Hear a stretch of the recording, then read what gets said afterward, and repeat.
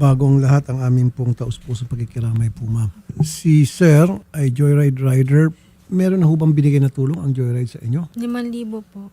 Ang sabi po nila may ibibigay pa daw po pero hindi po nila sinabi kung kailan daw po. Buti pa yung sa Move It, may kalahating milyong cash, kalahating milyong insurance, 1 million, tapos nagbigay tayo ng kalahati. Ito, 5,000. Opo. Tinanggalan ng maraming zero. Napakuripot naman ito. Nung araw na siya po ay may kinuhang pasahero, Opo. kailan po huli kayong nag-usap ni Ano Mr.? po, July 9 po ng alas 9 ng gabi, 9:05 po PM. Yun po yung huling magkausap po kami, sir. Ano pong nasabi niya sa inyo? Ano po, ayun, nag-reply po siya. Alam ko pong siya pa po yun, Sir Rafi. Okay. Tapos pagdating po ng 12:30 AM po, may nag-chat na naman po sa akin. Gamit po yung, Cellphone niya. opo. Tapos, nung una, akala ko po asawa ko po. Yun pala, hindi na po pala yun yung Ano asawa pong sinabi ko, sir. doon sa chat? Nakasagi daw po siya ng sasakyan. Ngayon, galit na galit daw ho yung may-ari. Pinagbabayad siya ng 2,000 piso. Okay. Opo, tapos yun po, nung una, ganun po, akala ko po siya, ganyan. Tapos nung nagpadala po ako ng 1,000 na last money po naming mag-asawa. Ngayon po, nung una, akala ko po siya, pinadala ko po yung pera. Ngayon, nanghingi pa rin po siya na hindi kulang pa daw po yun. Opo, Okay. kinikilan po ako ng pera po. Ngayon, nung hawak pa rin po nung suspect yung cellphone, yung lahat po ng nasa conversation ng asawa ko po, chinachat po nila, hinihiraman ng pera. Pero may pera dala-dala yung husband niya. That time, kinuha din nila yun. Opo, wala po. Ang nakita lang po talaga katawan lang po ng asawa ko, sir. Oh, grabe pala ito. Matindi ito. Pati yung motor ng Mr. Opo, niya wala tinangay rin din. po. Helmet po, wala. Jacket niya rin ho, nawawala. Wala po talaga, sir. Matindi. Nasaan po yung suspect? Nakakulong daw po ngayon sa 13 Police po. Nakausap na ho kayo ng mga pulis tungkol dito? Ang kinakausap po talaga yung kuya po, asawa ko. Ngayon po, limited lang po yung binibigay sa aming impormasyon din po, sir. Eh. Pautay-utay. Opo, pautay. May anak po kayo? Opo, 2 po. O dapat kayo ang unang-unang kinakausap. Opo. Di ba? At updated ho dapat kayo blow by blow kung Kung ano yung na po development opo. sa investigasyon, sa Opo, kaso. opo. Colonel Red, Yes, sir. Opo, sir. Good afternoon, sir. ano na pong pinaka-latest po sa ginagawa niyong investigasyon dito sa kaso, Yes, sir? sir. Sir, si Mr. Sungala, sir, na huli natin na follow-up operation sa Tondo, sir. Kasi aside from Carmona, sir, the following night, uli siya, sir. Nagagawa uli siya ng krimen, similar incident dyan. But unfortunately, sir, buhay yung biktima niya. So nag-follow up tayo ng operation, sir. Nakuha natin siya sa Tondo, Manila, sir. Kasi taga-Tondo po siya, sir. Ngayon, sir, nasa custody po siya ng Tracy Matrix ngayon City para sa in-inquest po natin. Ngayon, sir, as to the criminal case against the, sir, yung sa Carmona nangyari, sir, inaantay lang po natin yung cross-matching na ginawa ng SOCO, sir, kasi yan na po natira, sir, na evidence na kailangan natin para mag-file po tayo ng direct filing sa, sir, sa korte, sir. Pero ngayon po siya ay naka-custody ba siya ngayon, sir? O napakawalan dahil nakapag-bail? Hindi, sir. Wala, sir. No bail po yung kinaso natin. Very good. Yung anti-carnapping law, nasa Tracy Matrix po nakakulong siya po ngayon, sir.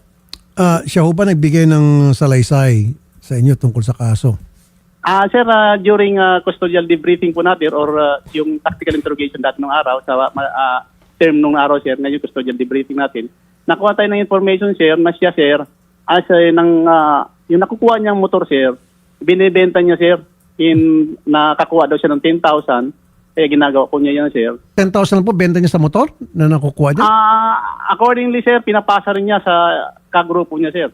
At yung binibigay sa kanya, 10,000 kada motor. So kagrupo, ibig sabihin, sindikato May po ito. O, yung kagrupo Yes, niya sir. po, sir, tinuro niya ba kung sino mga to? Ay, sir, nakuha natin during custodial debriefing. Yan po ang subject ng operation natin, sir, na isa ngayon po, sir. Okay, curious lang po ako, paano niyo po siya nasakote? Paano niyo po siya na-identify? Sir, medyo magandang pagkakakuha natin siya. Sir, kasi, sir, during na backtracking natin, sir, o forward tracking ng mga CCTV po natin, sir, nasa na po kami sa may bandang Maynila na noon, ng mga sir, mga forward tracking natin. And aside from that, sir, itong may maloko talaga itong natin, sir, suspect eh. Mhm. Yung biktima niya, sir, yung kapatid niya, ginamit yung sir, yung account ni itong kapatid na biktima, sir, yung sa Carmona, para, sir, sir, sabihan yung kapatid niya po na magpadala ng pera dahil sa kaligtasan ng anak niya.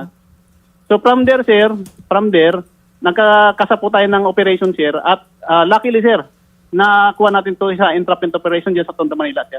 Ayun, entrapment operation, yun po Opo, ang sir. naging daan para siya ay masakote. So ngayon Yes, po siya ay nasa custody ninyo, ready to be inquest, pero Nobel po siya at patong-patong palang kaso nito. Hindi lang pala isa, kundi sir. mas marami pa. Yes, Alright. sir. Sir? Opo, sir. Na-inquest na natin, sir. The following day, sir, nahuli natin siya. Na-inquest na po natin siya. Na-inquest na nakapigil siya. Po ngayon siya. Opo, sir. Meron po itong mga outstanding warrant nung siya pa'y mahuli nyo. So, para sir, wala siyang sir. This is at 22 years old, sir. Bata pa, sir. Pero, sir, maloko na. Pero, binirify natin sa i-warrant system natin, sir. Wala pa naman lumalabas sa kanyang, sir. Wala pa naman sa kanyang kaso na i-file. But, during custodial debriefing natin, sir, nakita natin yung mga mode of operation nila, sir. Hindi lang dito sa Cavite. Diyan sa Maynila, sir, mga nag-ooperate din daw sila, sir. Ilan po ang mga kasamahan niyan? Kasi sabi, grupo, tropa. So, taga saan po itong grupo nila? Sir, lumalabas, meron siyang, sir, labas sa ngayon, sir, meron siyang 3 mini-mention, sir. Isang taga Bacoor, sir, pero unfortunately, sa Bacoor, pinis namin, naglalagay din sa Las Piñas, sir. Kasi ito, sir, yung roots kasi nila, meron sila sa Bacoor na inana niya taga Bacoor. So, nakilala niya po itong ibang kagrupo niya, sir. At meron din siyang ibang, sir, sinasabi din sa Manila, saka dito sa, bandang Carmona, sir. Yun ang subject ng operation po natin ngayon, sir. Ayun. Dapat sir, involve nyo na siguro si IDJ kasi malawakan pala ito. Hindi lang pa Cavite, kundi pati Maynila. Malay natin, baka ibang lugar pa. And also, sir, yung napagpapasahan ng motor, kasama dapat sa, yun ay makasuhan. Yes, sir. Yan na po natin ngayon. Tinitingnan, sir. Actually, sir, nakita po natin, ginagamit na, sir, itong, sir, yung mga sa social media natin, yung particular Facebook. Meron po silang mga dito, yung mga online selling, sir.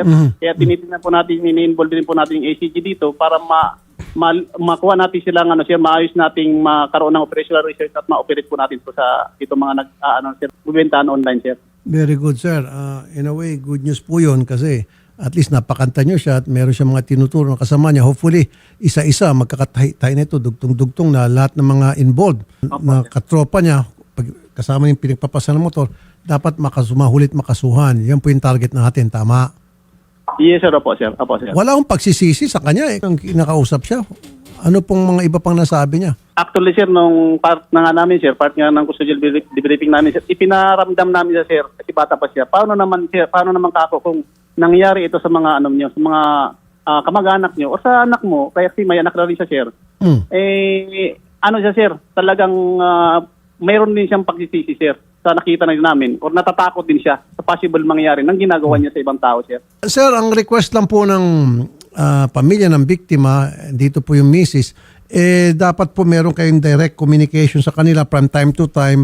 Sila po ina-update sa mga bagong development sa kaso. Ano po, okay ba, Colonel? Pwedeng gano'n? Ma'am Aubrey, meron po akong number sa kanya po, sir. Sige. Sige po, maraming salamat po, Colonel. Mr. Meneses, magandang hapon po, sir. Magandang hapon po, Senador. Sir, 5,000 lang po ang binigyan yung tulong dito sa inyong rider. Ba't gano'n? Sobrang kuripot naman. Parang naka-insulto. Hindi po kami nagbigay ng 5,000.